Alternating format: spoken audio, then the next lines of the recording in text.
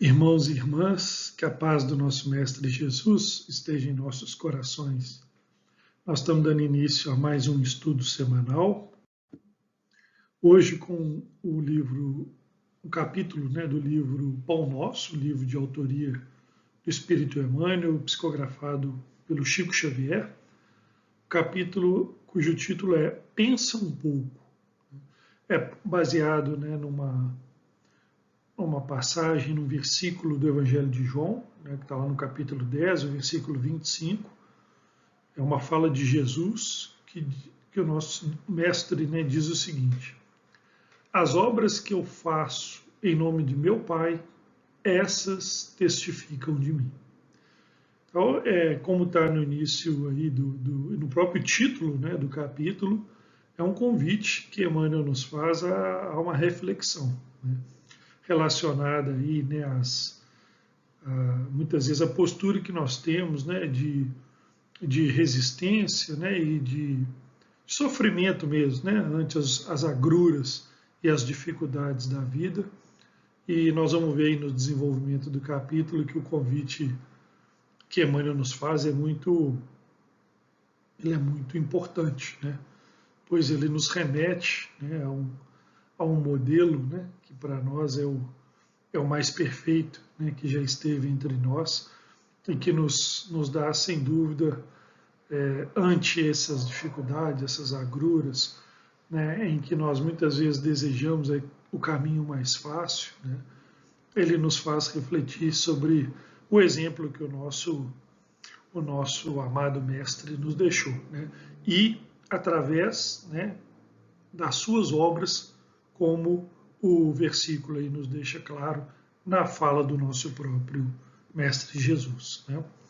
Então vamos aqui trazer os primeiros destaques do capítulo.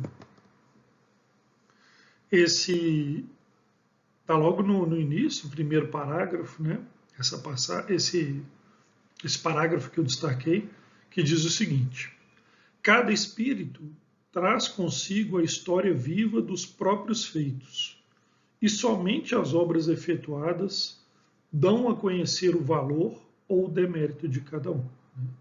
Então Emmanuel nos deixa claro que também refletindo aí sobre a fala de Jesus, o que fala de nós é a nossa construção, aquilo que a gente constrói em vida através dos nossos atos, e não somente das nossas palavras, daquilo que a gente fala, mas sim dos nossos atos,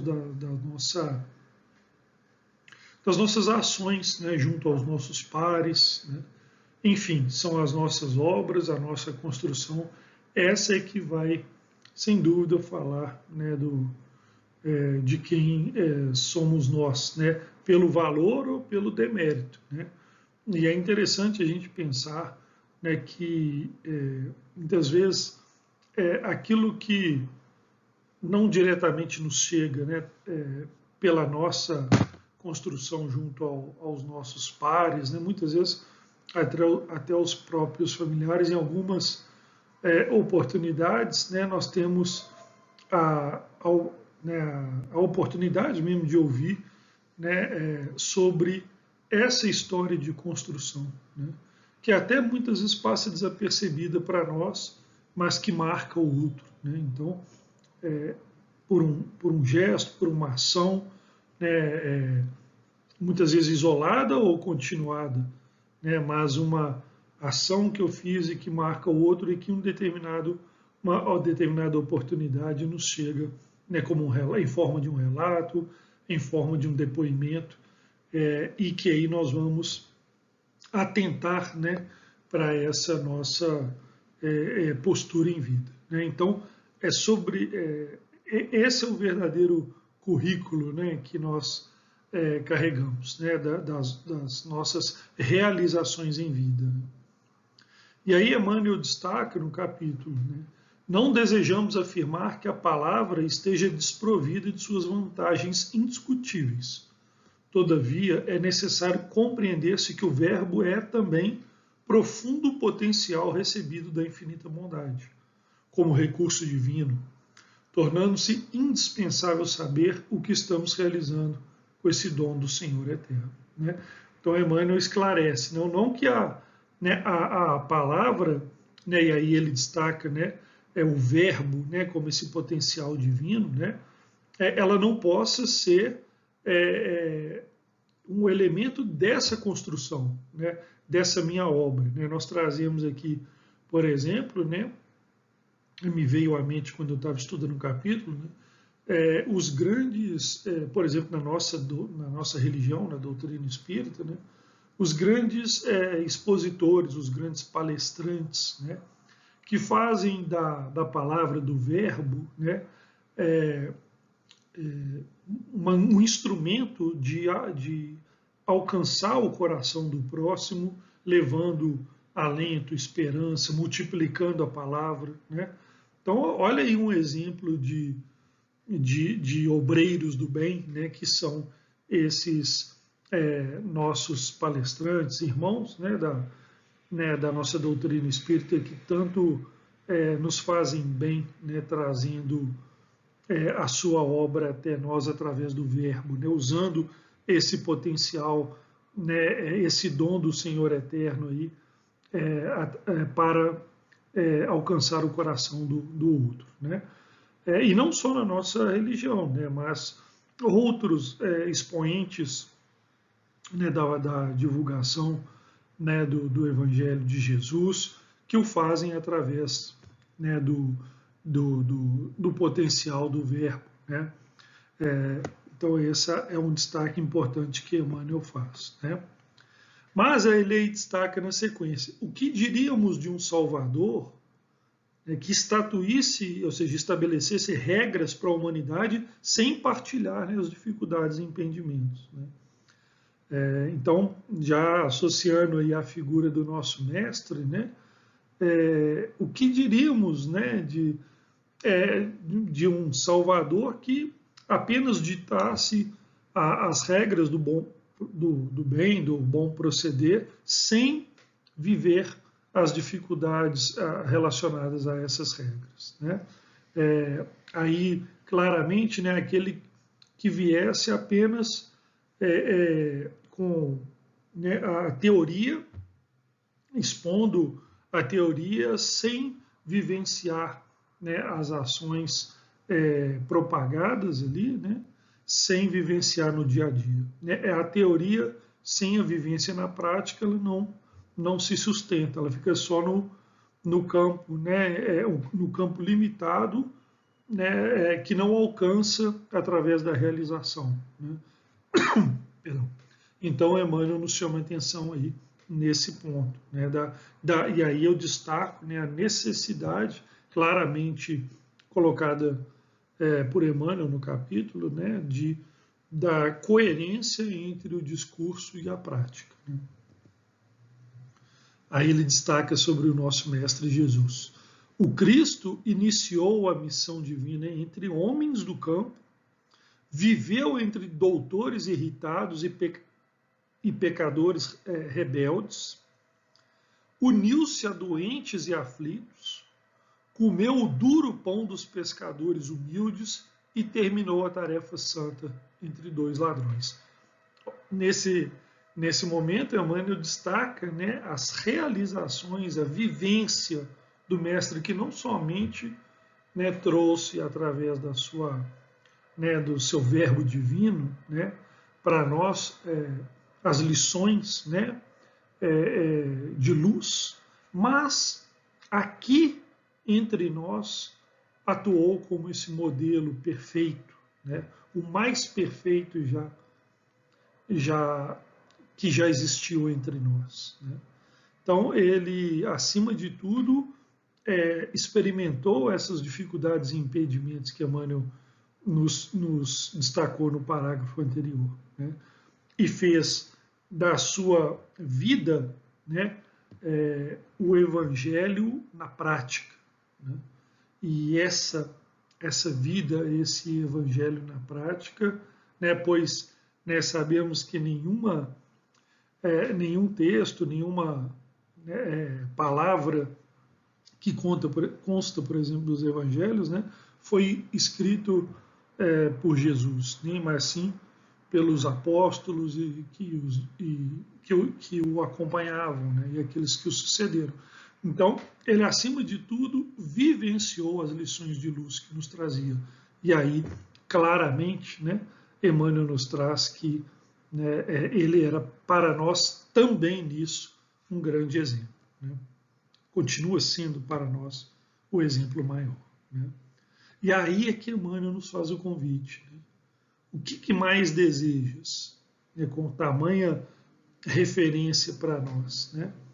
Se aguardas a vida fácil e situações de evidência no mundo, lembra-te do Mestre e pensa um pouco. Né?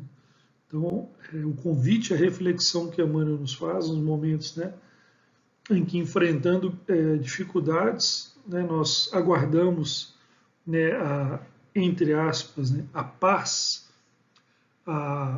ilusória, né, da facilidade. Né? E ele nos convida nesse momento a lembrar, né, de Jesus e pensar um pouco, né, sobre todo o legado que ele nos deixou, como falamos, né, enfrentando, né, dificuldades, enfrentando perseguições e terminando, né, a sua tarefa no alto da cruz entre dois ladrões. Né? E aí eu me lembrei de um texto que eu gosto muito, né, que está lá no livro Religião dos Espíritos, é o capítulo desse, cujo título, né, é esse tema que eu trouxe aí, o Guia Real. Né? É o capítulo 91, livro que eu particularmente gosto muito, Religião dos Espíritos, também ditado por Emmanuel a Chico Xavier. E olhem que interessante, né, as reflexões que esse capítulo nos traz sobre o nosso modelo mais perfeito, que é Jesus, o nosso guia real. Na procura de orientação, Emmanuel nos traz lá no capítulo, um destaque do capítulo lá da Religião dos Espíritos. Na procura de orientação para a conquista da felicidade suprema, com base na alegria santificante, lembra-te de que não podes encontrar a diretriz integral entre aqueles que te comungam a experiência terrestre. Ou seja, entre os nossos pares, aqueles que conosco convivem aqui em lutas e agruras nesse mundo. Né? No campo da humanidade só existe um orientador completo e irrepreensível. Tendo nascido na palha para doar-nos a glória da vida simples, expirou numa cruz pelo bem de todos, a fim de mostrar-nos o trilho da eterna ressurreição. Sendo anjo, fez-se homem para ajudar, e sem cofres dourados, viveu para os outros, descerrando os tesouros do coração.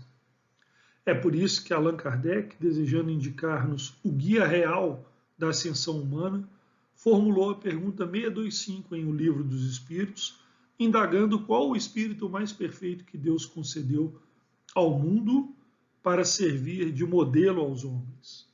E os mensageiros divinos responderam na síntese inolvidável: Jesus. Como a dizer-nos que só Jesus é bastante grande e bastante puro para ser integralmente seguido na terra como sendo o nosso mestre e Senhor. Né? É um texto belíssimo, eu gosto demais desse capítulo do Religião dos Espíritos e né, quando eu estava preparando o estudo não pude, né, deixar de me lembrar, né, dessas reflexões que também Emmanuel nos traz, né, nesse capítulo, né, porque fala sobre, né, a questão 625 do Livro dos Espíritos, né, em que Kardec formula aos espíritos instrutores, né, qual o modelo mais perfeito já esteve entre nós na Terra, né, e a pergunta é a resposta mais curta de todo o Livro dos Espíritos. Né, ela tem somente uma palavra: Jesus. Né.